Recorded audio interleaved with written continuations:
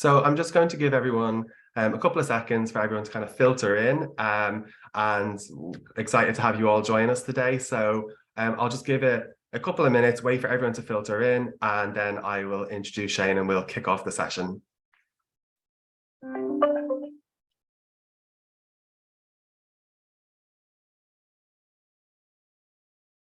Okay, hi, my name is Chris and I work on the Reading Partners team, and I deliver and plan the Reading Agency Present sessions. And for our January session, we'll be looking at creation and innovation with Shane Hegarty, which I'm really excited about.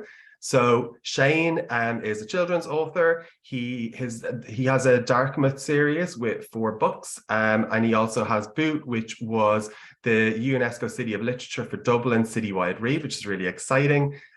Shane lives in Skerries, and I have it on good authority as well that there is a very delicious ice cream shop there, which might feature in his presentation. So we'll all be able to see a little bit of that.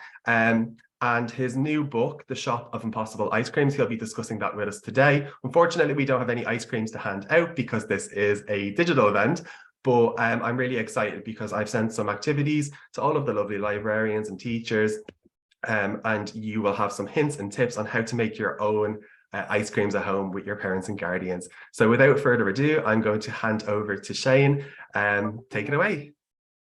You're just on mute, Shane, sorry. There we are. I have to unmute myself. How's everybody doing this morning? I hope you're all good wherever you are. Now, I think before I get started, here I am in Skerries in County Dublin, which is in far away across the land or across the water, exotic Ireland. So I don't know how many of you have been to Ireland before, but that's where I am today. And actually, it's not a bad day. I wouldn't quite say, is it ice cream weather? It's not too far off. So I don't know if it's ice cream weather where you are. It was very cold last week. Did you have a lot of ice and frost? And maybe you could have just made your own little ice creams as you were walking to school in the morning, piling them up. Did anybody get any snow last week? There was a lot of snow in parts of Ireland here. So it wasn't ice cream weather last week, but it's definitely kind of almost ice cream weather today. And more importantly, it's impossible ice cream weather. And look, here is the book that one of the books I will be talking about today, which is The Shop of Impossible Ice Creams. And I have written those 2 books. They're slightly blurry. There you go. How do I do that? There we are. And I'm going to show you not just stuff about that book and about how funny and exciting and brilliant and adventurous and all of that it is, because it is obviously the best book ever written by anybody anywhere in the history of the whole world. But really what I want to do is talk to you about where I get my ideas from, and more importantly, where you can get your ideas from, because I know you have amazing imaginations, absolutely amazing imaginations that you love to use, but sometimes it can be a little tricky to get those ideas out, or to know where to start, or to know what to do. So I'm going to show you some of the tricks that I use, some of the things that I do when I'm coming up with my stories. Now, I can already see some of the places that people are in. I saw somebody in Dublin, in Dundrum in Dublin, hello, and I see Childer Thornton Primary School in Cheshire, hello to you.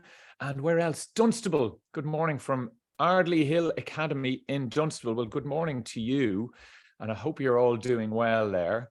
And I see somebody saying a very nice thing. We love Boot anymore in the series. Well, at the moment, I'm having so much fun. So just to give you an idea of when I was young, when I was your age, I discovered that I loved writing. I discovered it because I remember writing a poem in class. We were asked to write a poem and to put the poems up on the wall. And I bet you've loads. If you look around your classroom now, I bet you have loads of brilliant art and drawings and color all around your classrooms. That's why I love going into schools, because they're always so colorful and full of brilliant art and life and ideas.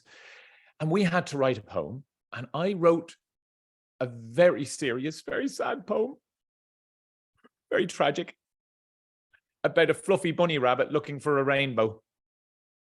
And I remember writing my very serious, very sad poem about the fluffy bunny rabbit looking for a rainbow.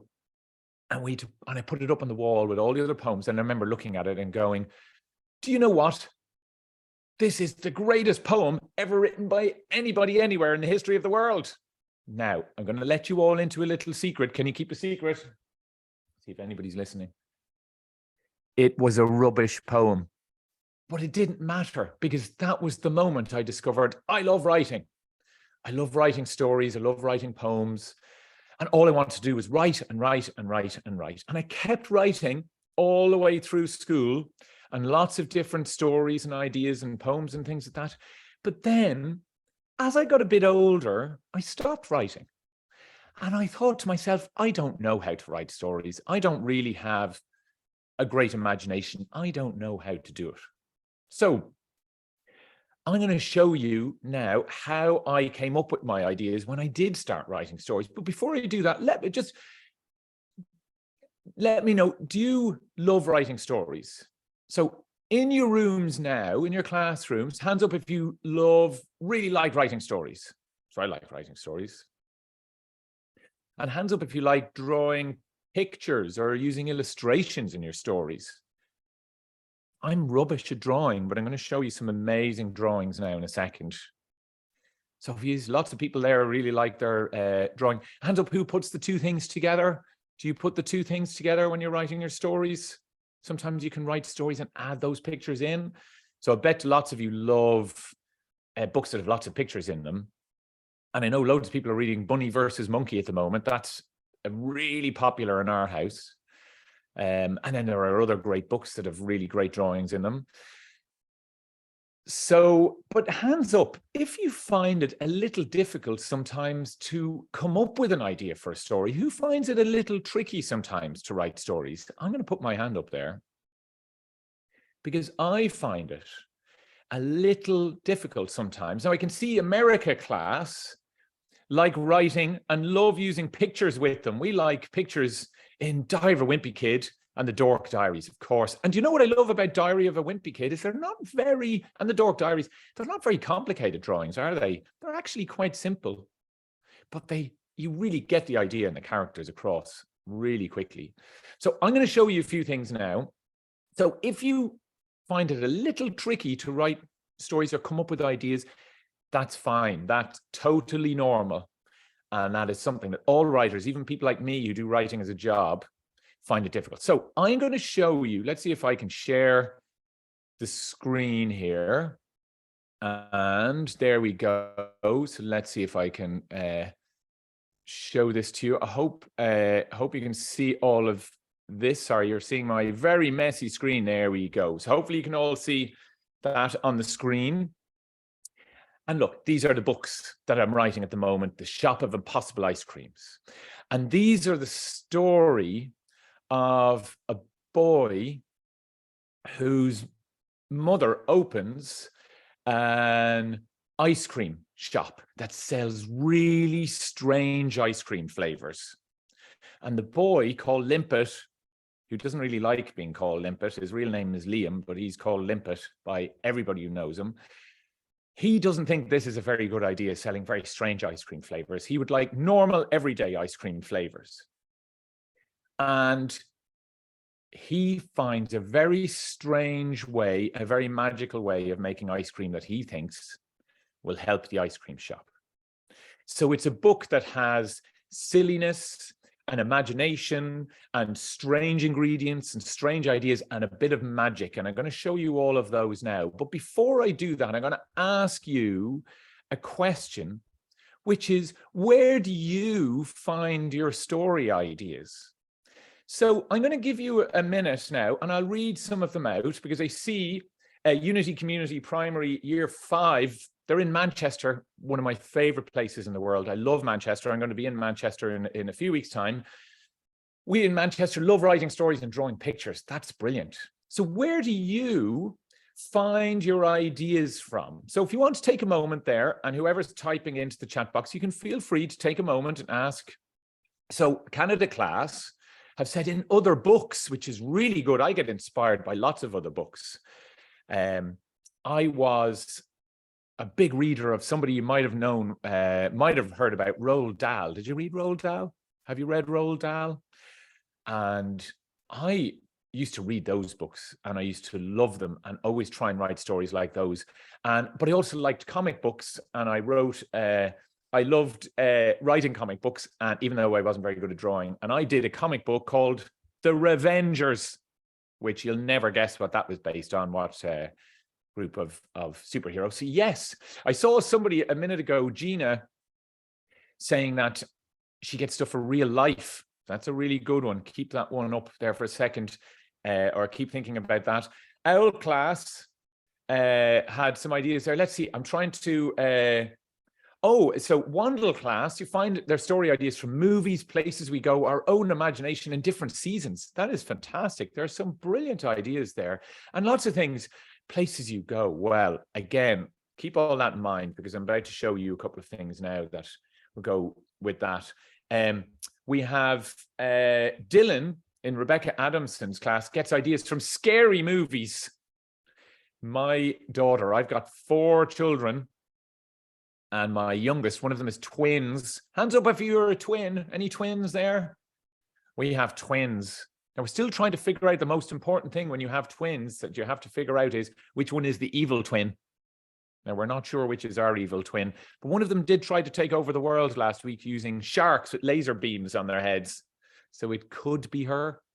But she likes scary movies, loves scary movies. And her favorite books at the moment are, she's 10 years old, but she's reading all the Skullduggery Pleasant books. I don't know if you know those books. They're by an Irish writer called Derek Landy, and they are really scary books. Phoenix Class gets ideas from TV and other books, which is great. And yes, see, there was another really good one. I'm just going to go up here one more second. And Class Eden at Winsford High Street Primary. Hello. Max uses films. Imogen likes to use life for inspiration, and Jensen, his imagination, and Jacob, other books, and Lena, oh, that's a really good one, dreams. Did you ever wake up and say, that's it? Oh, I had an amazing dream. I should turn that into a story. That's really good. Some people have a notebook by their bed. I have a notebook for all the things that I come up with in my ideas. I don't really use my dreams too much, but I think that's a really good idea. So the great thing is you've loads of different answers there. And you know what? There's no right answer and there's no wrong answer, because you can find the ideas where suits you best. Maybe you prefer using just your imagination. Maybe you prefer using dreams. Maybe you like getting inspiration from movies or books, or wherever it might be. What I found was really helpful for me was that I loved finding ideas all around me. So the likes of Gina, who said use real life, that's sort of what I do. I like to take things from all around me and put them in my stories. And what's great about that is if you're stuck for an idea, you can always have a look around. You can have a look out the window. I'm looking out my window here, out to the back with our little basketball. There's a basketball hoop there, and there's about 14 different balls, rugby balls, and Gaelic footballs, which is Irish football, and basketballs and everything are all out there. And I can kind of look out, and sometimes I can see something that I might be able to put into a story, because sometimes it's hard to think if to use everything from your imagination. And to show how I use things from all around me, and that's where I find my inspiration. I'm going to show you something now that started the idea for the Shop of Impossible Ice Creams. I was in Germany. Hands up if you've been to Germany. Has anybody been to Germany? I was in Germany talking about my books, because I'm lucky to see my books in different languages and in different parts of the world. And we were actually in a school for the visually impaired. So people who some of them were completely blind, had never seen, and others maybe couldn't see very well. And they were brilliant, some of the most amazing people I've ever met. And I realized that they listened to stories and read stories, and they were really interested in all the different senses that are in a story. And So think about all the senses when you're writing a story for description. So they thought about what something feels like, what something smells like, what something sounds like, and what something tastes like. So not just how something looks, which sometimes when we're writing our stories, we might describe how it looks, but all those other senses. And I left there thinking, well, this is really interesting. I should write stories that have more of the senses in it.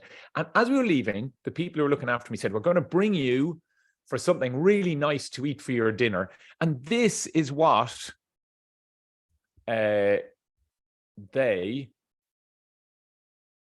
brought me to eat. So what's that? What is that dinner? I think you all know what that lovely dinner is. You can have a moment there to have a look at that picture. But I think you can all see what that dinner is. It's, oh, somebody said, so Sean Edwards and Sean Edwards cast says cake. What's that? Isn't there a really good program my kids have started watching? Well, do you know what they love? They love Nailed It, which has cake in it. But also, isn't there some one where you have to guess whether it's fake or cake or something like that? Isn't that one? And they love that. It's cake. It's not quite cake. Jam spaghetti. Oh, somebody has guessed very well. Jam spaghetti we have there. Spaghetti, jam and chocolate. Spaghetti and jam. I'm getting some really good answers. In Joe Mitchell's class, I'm not sure where you are, Joe. So that might be Mr. Mitchell. Spaghetti ice. And in Jay Yates' class as well, ice cream. You're crazy. How could that be ice cream? That's clearly spaghetti bolognese, except you're right. It is ice cream. That is an ice cream, and it is a German dish called spaghetti ice, and it looks just like spaghetti bolognese. And yes, so, oh, there we go. Some Mr. Mitchell says, I'm in Manchester. It's a German classic. It is. You get it all over Germany. And the spaghetti is ice cream down here. This is the actual one I ate, by the way. This is the actual ice cream that I had. This is a picture from that. And the sauce on top is strawberry sauce. So a lot of you were right when you said it's sort of strawberry jam. And then the sprinkles, this stinky, sprinkly cheese on top is white chocolate. And it looks just like spaghetti. And then you eat it and it tastes like ice cream and it makes your head go kaboom. It blows your mind. It tastes amazing and also looks amazing. And I left there that day thinking I would like to write a story maybe about a shop that sells really weird ice cream flavors. That would be a fun story. And luckily, as Chris has already mentioned, in my town, there is a shop, and this is the very shop called Storm in a Teacup that sells really amazing ice creams.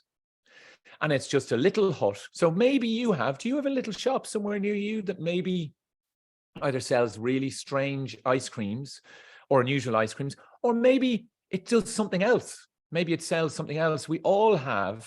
So I realized that in one of my other books, Dark Myth, there's a shop in that's a really messy shop that only the shop owner knows where everything is in it. And that's based on another shop in this little town that I grew up in here in Skerries in Dublin. Is it open all year round? I'm being asked there by Mr. Edwards. It looks fantastic. It is. And I was only up there the other night and it was open late. They open all year round and it's by the sea, as you can see. As you can see, it's by the sea. And if you were to go to the other side of that, you'd see lots of fishing boats because it's beside the harbour. So you stand there eating your ice cream while smelling stinky fish as well. But it tastes very nice.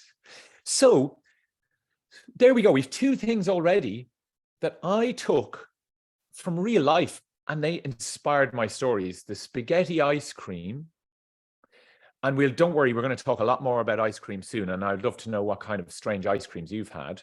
And then I thought, well, what kind of shop? And this little shop, Storm in a Teacup, which is, as I said, it's a bit of it's a very, very famous spot in our little town here. And people come from all around to eat at it. So if you have now, if you have a shop that's near you, maybe you could write a story that's based in that shop. So I'm doing something about ice cream, but you might have some other shop that that you could write a story out of. So so where else? We had the spaghetti ice cream. That gave me an idea for strange ice creams. We had the little ice cream shop. And I still thought, well, where am I going to place the story? What sort of town might it be in? Do you know any good towns and books or any good places? Because often when we read a story, we think of the characters, and I'm going to talk about the characters in a second, or we think about the story itself and the adventure. But often the place is really important, isn't it? The place that you have a story. And again, sometimes you think, well, I don't know how to come up with a whole town in my head. That seems really difficult. Well, again, I love looking around me and finding really good ideas. And I see a school here, Phoenix. Is this right? Phoenix Blackpool. Is that the name of a shop? I see a mention of Blackpool there. And one of the last places I was in, now you might remember that there was a bit of a hiccup in the world a couple of years ago, where unfortunately we all had to stop going to school for a while. And we all had to do our school at home. But just before that happened, I can see some really good ideas there. Sorry, by the way, for places that have that are good to write a story. I see Holly Class says Hogsmeade. So a great sort of place for a story. And obviously we have all our, like you can't see it here, but my daughter has a whole Lego Hogwarts over here. So that's a really famous place to have a story. But other places you can set the story. America Class are saying, Marshall says a beach. Alyssa would write about her messy room. Well, I think a lot of you could write about messy rooms, probably, judging by how my kids have messy rooms. But I was in this place here, where just before I started writing the book, which is when none of us could go out and none of us could go to school. And I wanted to write a story that had somewhere really cool in it and somewhere that I could have lots of adventure in my head because I couldn't travel anywhere else. And this does anybody know where this might be? Because you can see not just the picture of me right there by that building, but you can also see the amazing illustration that Jeff Crowther has done beside it, which is almost identical. So my town in the books is called Splotpool. And that is, as people are saying right there in the chat, Blackpool. That is Blackpool Tower. And there's a picture of me right there at Blackpool Tower. And there's an amazing drawing that's in the new book, the second Shop of Impossible Ice Creams, Big Berry Robbery. And I only realized yesterday when I was looking through my pictures of how my picture looks the same as Jeff's amazing drawing. And that is a complete coincidence, but it shows just how much I've taken from real life and put them in my stories. So I can see there are really good ideas that you have. Owl Class and Pearly, CV Primary. One of our children says stories are often set in London. She would choose Wales as she has family that live there. That's a great idea. And that's somebody earlier on said about travel. Where do you go and where do you travel? Where can you write your stories based on things you see? I don't live in Blackpool, but when I was in Blackpool, because I found it, for anybody who hasn't been to Blackpool, it's by the sea. It's got loads of amusements, lots of piers, lots of ice cream, and has this amazing tower, Blackpool Tower. And I thought, well, this would be a great place to have a story. Rebecca Adamson has mentioned one of my favorite books. So hello to your class. Achill Island is a great setting for the summer I robbed a bank, says Sophie. Sorry, Sophie said that. And that's right, David O'Doherty wrote a really good book. And Achill Island is a place in Ireland where my wife's family lives. So I know Achill Island really well. And I read that book and I knew lots of parts of it. Canada Class said they'd write about Dunstable. And you could, I'm sure there's lots of really cool things that you could write about there. So as soon as I say, where can you write a story around you? You can immediately find lots of things and lots of places. And as I said, it might be in your town, it might be on your street, it might be in your school, it could be anywhere. So if you're struggling for a story and where to place a story, or how to describe something, because sometimes describing things can be difficult. You say, well, I don't know how to describe a building or what something looks like or what it feels like or what it smells like or what it tastes like. you can use something you already know or you already see. So when I'm walking around, I often have my notebook with me and I make notes, and I often have my camera on my phone. And if you have a phone, or if you have a camera, or if your mum or your dad, or you have a brother or sister maybe has one, you can take a picture of somewhere. And I do that all the time, using lots of these things. And then I go back, and I don't have to use my imagination to try and remember everything. I can describe them because I've seen them, because I have a picture of them, and it makes writing a little bit easier for me. So I hope that helps give you an idea of some of the places that inspired the Shop of Impossible Ice Creams, and that they're very real places. So even though I'm adding my imagination to them, I'm taking things that are already real life and using them and adding them into the story. So we've talked about the spaghetti ice cream, strange ice cream, and we will be talking about ice creams more. Don't worry. I've talked about the shop in my town that inspired it. I've talked about the town of Blackpool, and I will be back in Blackpool for World Book Day. So I'm going to be there very soon. So if you're in Blackpool, maybe I will see you there. But I haven't talked about the characters yet, and I have to say, the characters as well are based on real things. And I asked Jeff does these amazing drawings. As you can see, there are one of the amazing drawings that Jeff Crowther does. Now, here's a little secret, because I love the drawings in the books, and they're so important. And have you ever written a story with somebody else? Have you ever written a story which somebody's done the drawings for? Or have you done the drawings for somebody's story, or have you done them together? I often say, if you work sometimes as a team to make up a story, it's amazing what great ideas come out of that as well. And sometimes if you love writing stories, you can always give your stories to somebody who loves drawing pictures and see what they come up with. Or if you love drawing pictures, maybe draw some characters, and then your friend who likes writing stories could come up with some really good stories around those characters. So when you come together, it's amazing. But here's a secret about Jeff and myself. We've worked together on 2 books. I've never met Jeff. He lives in America all the way. So that's really far away from here. And I live here in Ireland. We've actually never met. And yet we have great fun writing these stories together. And we do it all by email and online, and we do it through the editor who helps us put the story together. My editor, who's a bit like a teacher, she helps make the story better. So you would think sometimes, wouldn't you, that when you write a story or you read a story and you see all the pictures in it, that maybe they sit together at a desk side by side, a bit like you're in your classroom today, sitting beside somebody. We don't. I've never met Jeff. Isn't that amazing?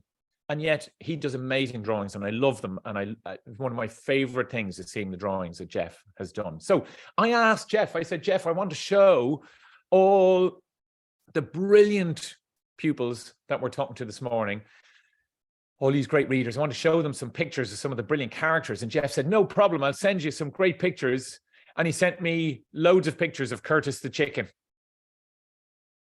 And Curtis the chicken is a character in the book who's the pet of a boy called Norman, who's Limpet's friend.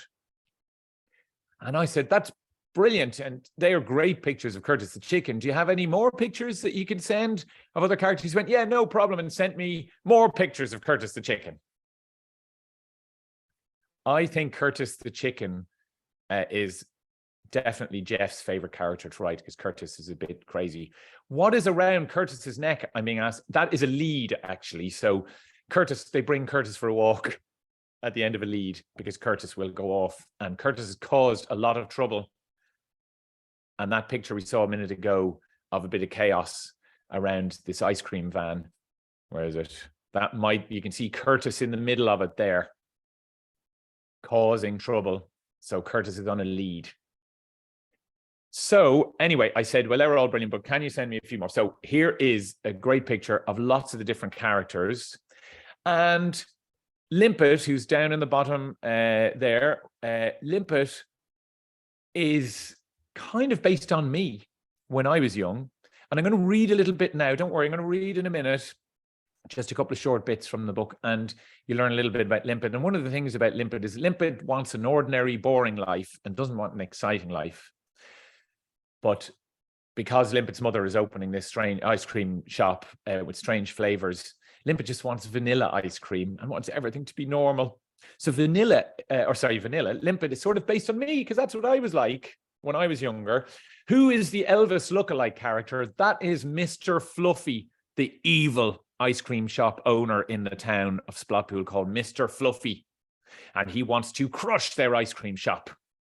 And he has an amazing disco van.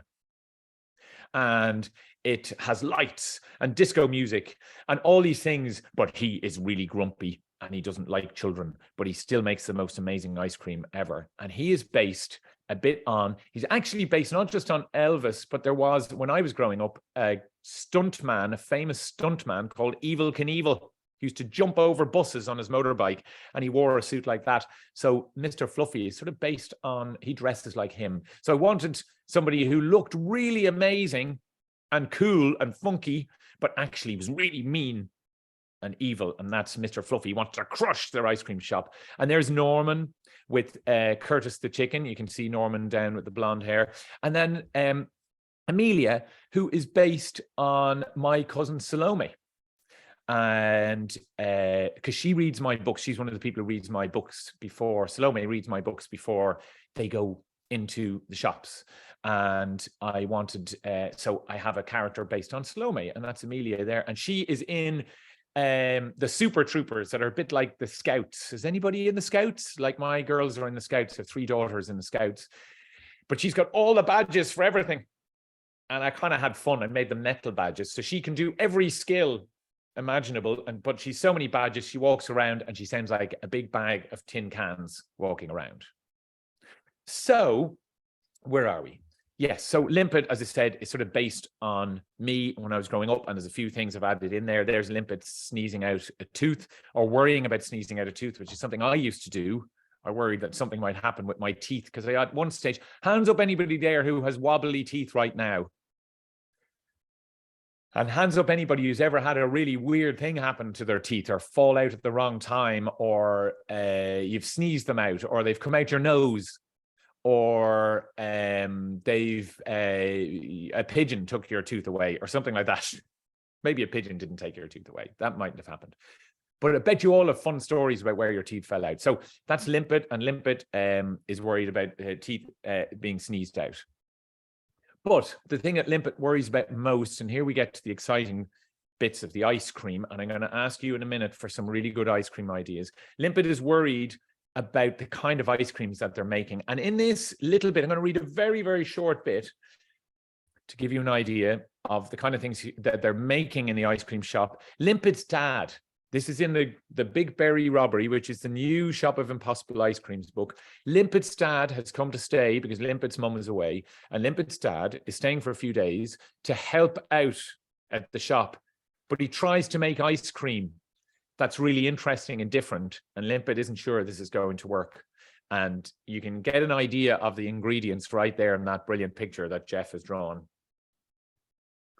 Now, let's try some of this amazing ice cream I made, said Dad. It's tuna and mayonnaise flavor. Yum. Limpet felt a bit ill just hearing about it. He wanted some normal ice cream, nothing fancy.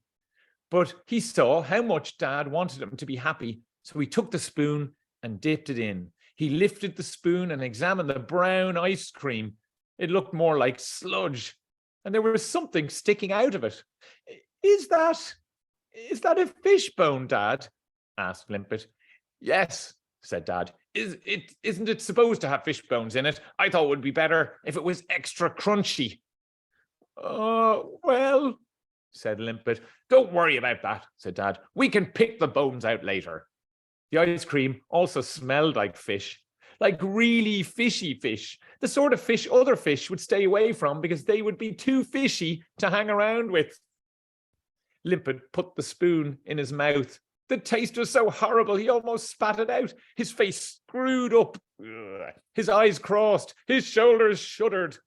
Well, said Dad hopefully, it's Limpet really didn't want to upset his dad. Dad tasted some for himself. He screamed and threw the spoon across the table. Oh, that's not just bad, he said. That's evil ice cream. Oh, well, I've certainly learned my lesson. To not make any more ice cream? Asked Limpet. No, to try again and maybe take the bones out this time, said Dad. So you can see that there are very, very unusual ice creams in that. Did the ice creams in Blackpool inspire me to write my book? I'm being asked. Marvin St. Margaret's. Do you know, I had a lovely ice cream in Blackpool. So every time I go there, I have lovely ice creams. I had lovely ice cream in Blackpool and also Lytham St. Anne's, which is just up the way. And last time I was there, I had it on the beach. So definitely inspired me. Definitely inspired me. Now, so that's to give you an idea of the weird ice creams that are in the book. And look, Jeff sent me some great pictures of lovely, delicious ice creams that all of you would love to eat, I'm sure.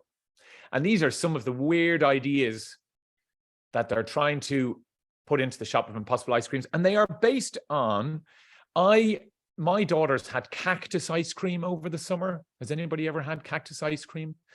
Has anybody ever had a really weird ice cream? If you've had a weird ice cream, put that into the comments. But you can see this, look at this. Once you start thinking of weird ice cream flavors, it's amazing how you can put them all together. And I'm going to ask you now in a minute to come up with your own ice cream flavors. But you can see, what's this one? This looks like cheese with maybe sort of cream underneath, or maybe that's more cottage cheese with a lovely tomato on top. Bet you all like that one. This one looks particularly delicious. This one in the middle, was it shrimp with, I don't know, gooey pink stuff with green things in it. What are the green things? It must be peas. And that one there, that looks like sort of asparagus in it on the right. Oh, and lovely brown sludgy stuff. Maybe that's the tuna. Anchovies and tara masala, someone is saying. Ewan would have a jammy Dodger flavor ice cream. So do put in, because I'm going to read another little bit in a second about how Limpet thinks he can save the day and stop Mr. Fluffy from crushing their ice cream shop. If you want to put in your weird ice cream flavors, and I'll ask you one last question after that. But I see hula hoop ice cream from Rory in Mr. Lawrence's third class. Once had hula hoop ice cream. That's amazing. I'd love that. Coffee ice cream, says the Canada class. Mrs. T, L class Pearly, has mince pie ice cream. That's amazing. Oh, look, this is a good one. Cream from someone else had cream and carrot, cottage cheese and fish tasting ice cream. That's Phoenix class. We've had, Ollie has had pizza ice cream. We've had ramen noodle ice cream. Oh my word, there are so many. Oh, Sally Wood. Again, I'm not sure exactly if the class or the teacher, but tea flavored ice cream. Blue cheese ice cream is there. I'm wondering how many of full English breakfast ice cream. That is a lovely idea. I actually think I'd like that one. I do like a full English breakfast. That'd be nice, wouldn't it? And we've baked beans ice cream in here. What else? I have another picture of a few more. Look at that one there. There's some delicious ones. A nice full onion. Oh, Darcy has had wasabi ice cream. Bentley thinks chicken ice cream would be a weird idea. It would be a weird idea. Poached egg ice cream. There are brilliant ideas coming up. And Limpet, and look, I've been lucky enough that they've actually made an ice cream. So one of the great things about writing this book is they made an ice cream based on my book. Murphy's, who are an ice cream shop in Ireland, made ice cream based on my book. And, oh, Brussels sprouts ice cream I see coming up there. I quite like Brussels sprout, but this is quite similar. Murphy's made, and we gave them out for free at a festival here in Dublin. And you can see the two ice creams right there with the little flag on top. Now, the orange one, what do you think that might be? Well, I'll tell you, that is carrot and orange ice cream, and it's actually delicious. It's very, very nice. It tastes quite orangey. So that's carrot and orange ice cream. And not macaroni cheese ice cream, as Holly class is suggesting there. And Miss Adams class, we have onion, salmon, corn, carrot, and pizza ideas for ice creams. Well, there's carrot right there. So there you go. You've got that one right. But what's the green one underneath? Oh, I don't know about that. That is pea and mint ice cream. Pea and mint. Would you like pea and mint ice cream? So that's pea and mint, and that actually tastes very minty. My daughter described it as tasting a bit like toothpaste. So it's kind of like having toothpaste ice cream. And the funny thing is, with my twins, one of them couldn't eat it. She was like, no, I don't like those flavors. They're not nice at all. And the other girl said, I'm going to eat all of yours. She loved them. Rah, rah, rah, and she ate them all up. So even twins who should be exactly the same, some ways, one of them loved the ice creams. The other one thought they were just too weird for her.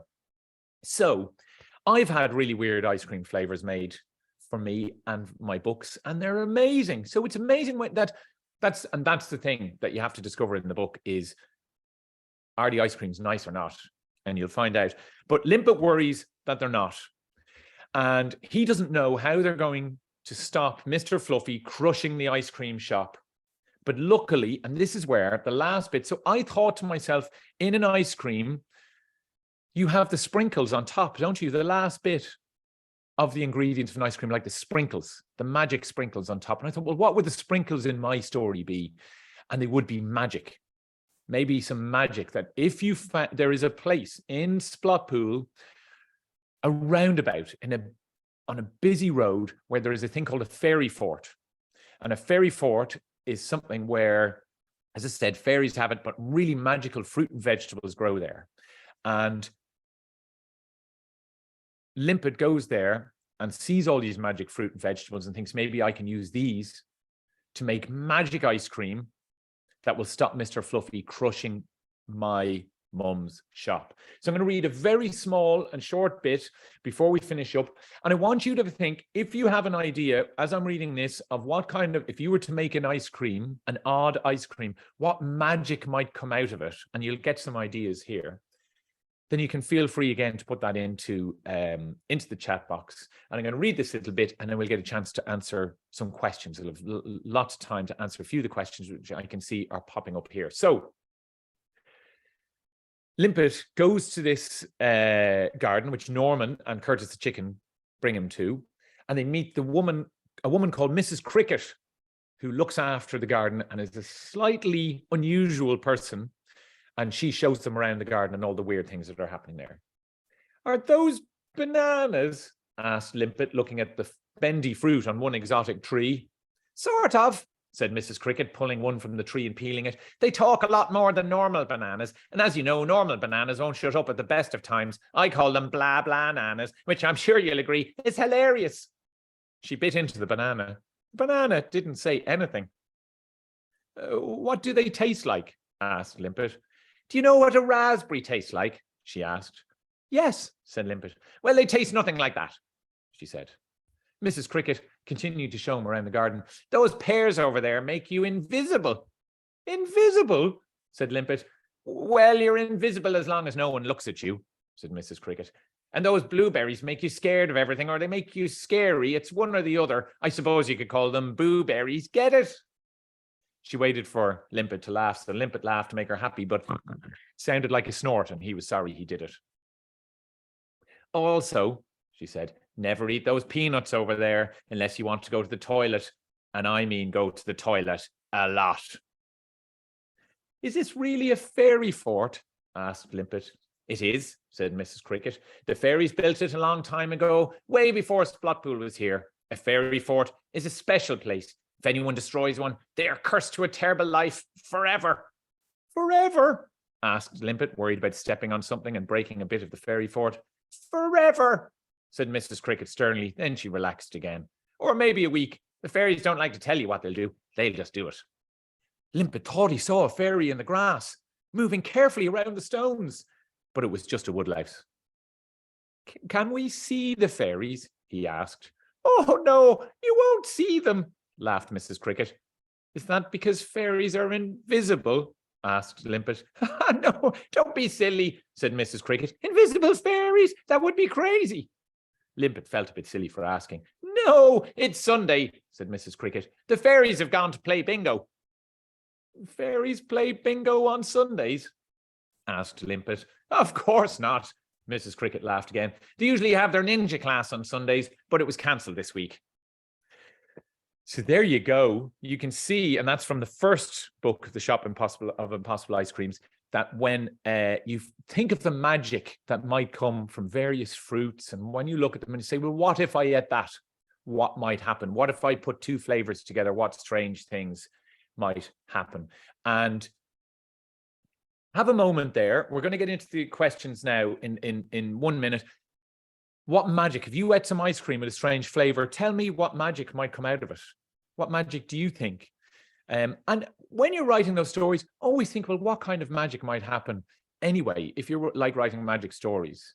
And you could then say, well, what happened if I had that ice cream and the magic happened to me and then I had to go to school, or I was playing football, or I went on holidays, or I was with my friends, or I went home, or I had to stand up in front of the whole school and sing a song for some reason and something strange happened. Just imagine yourself in that situation. And that's what I do all the time. So somebody, I see, we've an idea there. It could make you fly, ice cream that make you fly. Imagine, you had your ice cream and off you float. Somebody's asked, how did they make the pictures look 3D? Because Jeff is a brilliant illustrator. And I don't know how he does it. It is a bit of magic. I think drawing is magic. If you can draw, it's almost like a magic power.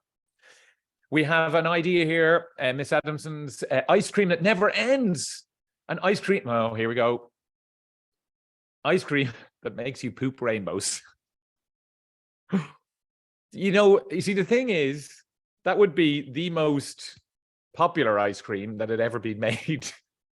Hands up out there, if somebody said, this is amazing ice cream, but it will make you poop rainbows for the rest of your life. How many of you would have it? Look, I know there's all the hands going up. I can see it. And I'm sorry, teachers, for even saying it and introducing that idea, but it wasn't my fault. Makes you invisible. That's a really good one. I really like this one. You could be able to go to a different nebula, says somebody in Canada class. It's a really good one. Reese has suggested making the ice cream make you invisible, as Caleb. They're really good ideas. And you see how quickly we've come up with ideas. Miss Lawrence's class thought of ice cream that makes you rich, that makes you levitate, and makes you big or small. So, as you can see, as soon as we've gone through those different ideas, and we're going to go to the Q&A now, but as soon as I say, what's around you? What can you use? What can you be inspired by? What if you put two things together? What magic could come out? Do you see how quickly you've come up with amazing ideas? Amazing ideas. And it shows that in there, in your heads, we have Winsford High Street who said, chicken super noodles that make you teleport. What a weird idea. I need to, so there you can ask yourself later on, if you're looking for an idea for a story, if you're looking for an idea, something that you can take out of this, just say, what's your impossible ice cream flavor? That would be there's the story starter right there. Story idea straight away. What's your impossible ice cream flavor? What strange things happen afterwards? And what strange adventures do you get into? What if it goes wrong? And you can use all those places from all around you for it. So I have had great fun talking to you about my stories and those, the Shop of Impossible Ice Creams 1 and 2. And you're the first people to hear me read from The Big Berry Robbery, which is the second Shop of Impossible Ice Creams book. That's the first time, because it's not even in the shops yet. It's out next week. It's out next week. So you're the first people to hear me read from that book, and it's been an absolute delight doing it. So I've been blabbing on. So it's time to get through as many questions as we can. And I know Chris is going to come back in here and help me out. I'm going to get out of here now and stop sharing the screen so that Chris can come back in. Just what I'm going to do is, I usually do the announcements at the end. I'm going to do them really quickly because I'll get wrapped up in the questions and we have so many. So I'm going to do 3 quick announcements. The first announcement is that we also have our winter mini challenge that's ongoing. So if you want to get involved, I'm going to pop the link in at the moment, which is the Summer Reading Challenge website, where you'll find the information for the winter mini challenge. So if you want to get involved, all you have to do is sign up, read as many books as you can, get digital rewards, and it's a great program. The second thing that I'm going to say is that we also have lots of offers on at the moment. One of the offers that we have, and fortunately this is only available to people in the UK, if a librarian or teacher wants to get involved, we do have read and review copies of both of Shane's books. So basically you read them, you send us your reviews, we send them to the publisher, and Shane gets to see them and gets to hear all the lovely comments. So Hachette are giving away 10 reading copies of both books. I'll pop that in the chat in a minute. There's loads of other offers there as well as lovely materials for your library and posters and stickers and things like that. So lots of things in there. The last thing is, on Friday, we're launching our author writing competition. I'm after blanking on the name there, which is not very good. But it's with Lou Peter and the BBC, and it is being championed by Tom Fletcher. So we're asking all of you kids watching, if you want to write a short story or a poem, and the winner will get Tom Fletcher will be record and read your story or poem, which is an incredible prize. So I'm going to pop that in, the link in. The information doesn't go live on Friday. I've just realized I'm not actually working on this program, but it doesn't go live until Friday. So if you go to the website, the information won't actually be there until Friday. So it's not that the competition has disappeared. It'll be all there on Friday. And I'm going to get back to Shane and ask as many questions as possible. The first question I'm going to ask is, because I'm really curious to know, what's your favorite ice cream flavor? Well, I've always loved rum and raisin, rum and raisin ice cream. No. You're not like that? No, not for you. I like that because it has that sort of strange mix of it's the sweetness, but there's also a sort of a slight sort of sourness to it as well, I suppose, in the kind of and I've always liked that. And when I used to go on holidays when I was younger, it was something we didn't have here in boring Ireland back then when I was growing up, back in the Ice Age. So it would be an exciting one to have. But I will say that I want to go back to Germany, have more spaghetti ice, because that was amazing. Delicious. And as I said, it blew my mind. So I definitely want to go back and have more spaghetti ice, and then put it in my suitcase and bring it back to Ireland with me. And hopefully it hasn't melted by the time I get here.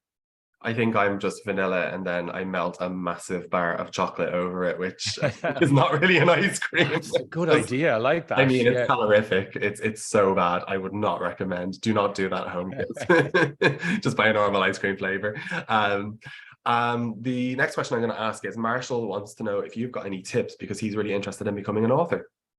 Well, the first thing I always say, Marshall, is you do two things, and I know these sound very obvious, but one of them is to read. So I'm guessing that you already read stories, or if you want to be an author, then maybe you're already inspired a bit by other books.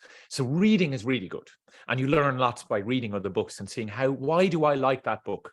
Why is that really exciting? What is it about that book and how it's written that appeals to me? And learn from that. And then the other thing is to write. And I know, again, that sounds silly, but lots of people, especially when you get too old like me, people say, oh, I'd love to write, but I don't really know how to write, or I don't know what to do. And sometimes you feel like it has to be perfect. It doesn't.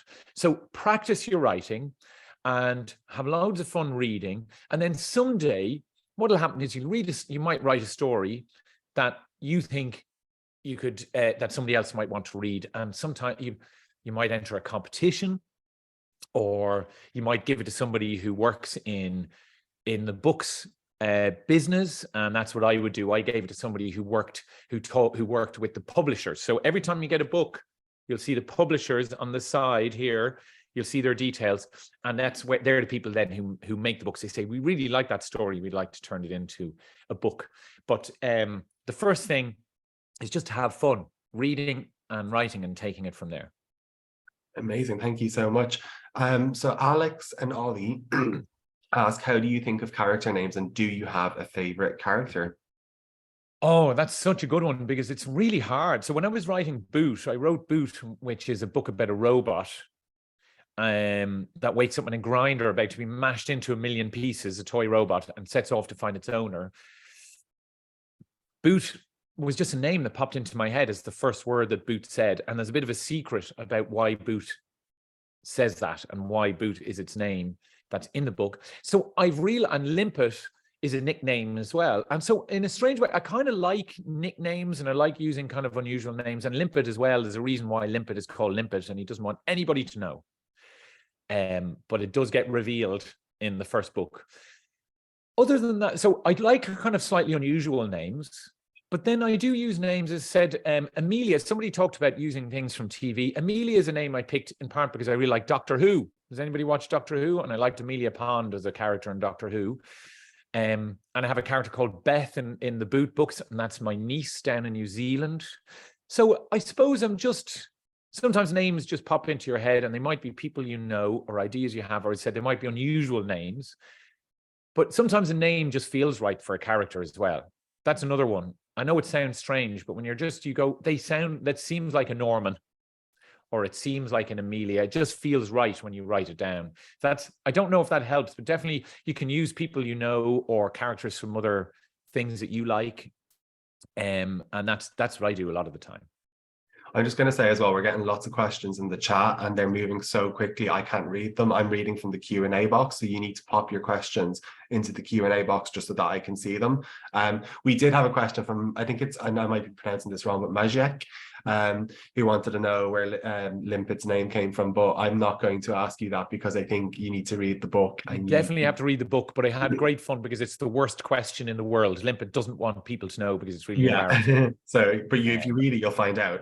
All my friends have nicknames, so that's why I gave Limpet a nickname, because a lot of my friends are still called their nicknames, and after many, many years and their nicknames they got in school. And there's a boy in one of my daughter's classes, and he's called Lemons, and his name is Liam. So it's a bit similar to that, but he's called Lemons, and everybody calls him Lemons.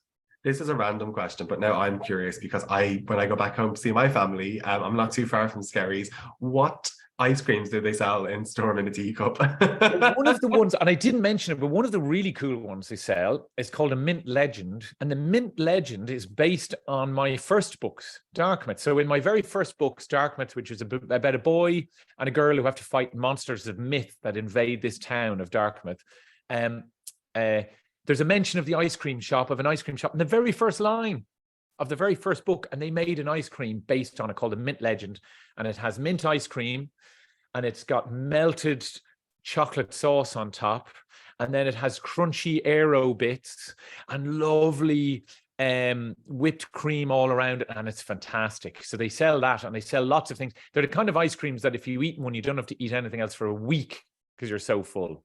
But they're all those layers, and they put everything, sweets and ice cream and sauces and everything on top. They're amazing. Keras has a question, and I think this is an interesting one because I think we all feel like this sometimes. Have you ever felt like giving up what you're writing, and kind of what's kept you going? What's motivated you? That's a great question. Have I ever felt like giving up? No, but sometimes you might find it hard to keep going with the story. And what I do is I've learned that it's a bit like taking a journey sometimes. So the way I think of writing a story, sometimes if you are struggling to come up with an idea or to finish a story, a lot of people know how to start a story but don't know how to finish a story. So what I often say is you can often come up with the end first. So I'll often know how the story ends, and then it's a bit like a map. So if you get into a car and you're driving or you're being driven, I don't know if any of you are driving to school every day, but if you get into a car, you don't just get in a car and randomly drive around until you reach where you're supposed to go for your football match or whatever it might be that you're doing on the weekend. You put the destination in, and then you can go on whatever journey you want on the way. So what I do is I try and make sure I know where the end is. And that way, even if I get a bit lost on the way and the story gets a bit windy, I can always go back to another part and start again from there and go a different way. And then at least if I know where I'm going. So that keeps me going. That's my motivation to say, I want to get to the end of this story, but to do it, I might have to take a couple of different detours and drive different ways. And also, it's important to know, as I said earlier, it's not perfect. Your story won't be perfect. And it's okay to make changes and to say, well, if that's not right, I'll come back and I'll fix it another time. So I do that all the time. But I always know where I'm going. And that's what keeps me interested in the story. I love the idea of a destination with a car. I wish you'd been there before my driving test, and maybe the outcome would have been a lot different those 5 times. I failed once. My kids are always telling me I failed once, so I understand that. I think I failed 5 times. I've lost count. I'm not going to lie. I should not be allowed on the road. I'm taking that as a sign from the heavens. This question asks, what is the favorite country that you've visited? I guess that could be personally or also maybe as an author as well. Well, look, I'm lucky in that my sister lives in New Zealand, so we get to go to New Zealand every now and again. I've been there 3 times, and it's got mountains and seas and beaches. And anybody who knows any of the Lord of the Rings or the Hobbit will know it's an amazing country to go to. So I love New Zealand. But I have to say, and I mean this, one of the great things in my job is I get to go to places to go and visit schools and festivals and libraries. And libraries are so special. I love libraries. The only shop in the world you can walk into, take something for free and run out the door with it. And they don't run after you and wrestle you to the ground. And then when you're finished using it, you come back and you give it back, and then you just take something else. They're incredible. But one of the great things is I get to go to places that I wouldn't normally go to. And every time I go, especially over, when I go to the United Kingdom and I go to England or Wales or Scotland and I travel around, I get to go to some brilliant places. So if it wasn't for my work and my writing of stories, I wouldn't have got to Blackpool and been inspired by the things I saw in Blackpool. Or I wouldn't get to go to Manchester. I love going to Manchester. Or I love going to Wales. I love going to Edinburgh and parts of Scotland. I really love going anywhere. So I've been very lucky. So, and one of the great things is I get to meet really brilliant people there and great readers. And that's always my favorite thing, because really the people make the place, don't they? And I'm always meeting brilliant readers and teachers and booksellers and librarians, and that's always my favorite place when I'm there having fun talking about books. That's amazing. Thank you. Do we have time? Do you have time to take one more question? I do, of course. Yeah. So this is going to be the last question. So I'll make it a bit of a two-parter and combine 2 questions in the chat. And what's your least favorite ice cream flavor? And also, what is the weirdest ice cream that you've ever tried? They're really good questions. What's my least favorite? Mine's rum and raisin, if you're wondering. Is it? Yeah. Or peanut butter, because I'm allergic to nuts. You know what? I can honestly say, I don't know if I have a least. Oh, I do actually. No, I do.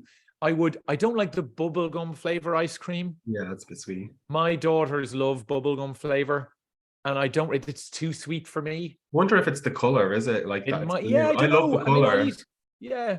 It might, but I think it's actually I just find it. So the ones sometimes they can be bluey and pink and all sorts of strange. So that one I think is one that I don't really. That would be one now I wouldn't go for. And then what were you asked? What was the other question you asked? And what's the weirdest ice cream that you've ever tried? Well, we had the cactus ice cream over the summer. So I was at a festival, talking at a festival in Dublin, and we'd given out all the free ice cream that I showed you earlier on, and people queued up for ages. It was a brilliant event. So I was talking to people while they were all slurping away on their ice creams.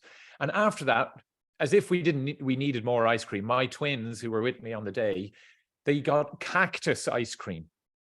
And I thought, when you think of cactus ice cream, you think, well, this will be sort of prickly or maybe spicy or something. It was actually really sweet.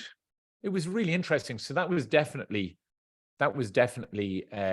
pretty weird, having cactus ice cream. And also because it didn't taste as I thought it would taste. It tasted quite nice, and not at all like I had prickles in my tongue, which I thought. Okay, it's interesting. I think it's very, the idea of a cactus is something that people like immediately think of. But obviously when you cut it open, it's a bit like, it kind of, I don't know, I haven't tried it, but it would remind me almost of aloe vera in a way. Yeah, it's not like, it's just a very watery, or like star fruit. It's a very watery taste. It's not really. So I wonder if it'd been sweet, and that's really interesting. I want cactus ice cream now. I'll just get out to Morrison's and ask if they've got any cactus ice cream.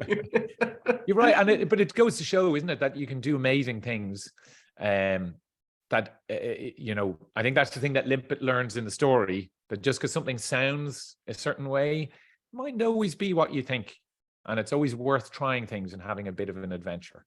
Well, thank you so much for that, Shane. This has been amazing. And there's lots of tips in there, lots of inspiration. And if you have time today, whether it's at school, after school in the library, just at home in your room, get working on those poems and those creative ideas. Start writing your own story. And maybe you can enter the Blue Peter competition that we have, and, get out there, and you could be here in a few years' time telling us about your books. So thank you so much, Shane. I really appreciate you coming along. Thank you so much to all the lovely librarians and teachers that got involved, and all the students for all your questions. I'm sorry we couldn't get through all of the questions, but I got through as many as we can. And yeah, thank you so much for for joining in. I'll be sending an email as well, and I'll include all of the links that I've posted. I'll also include the link where you can apply for the read and review to be in with a chance to get 10 copies of each of Shane's books.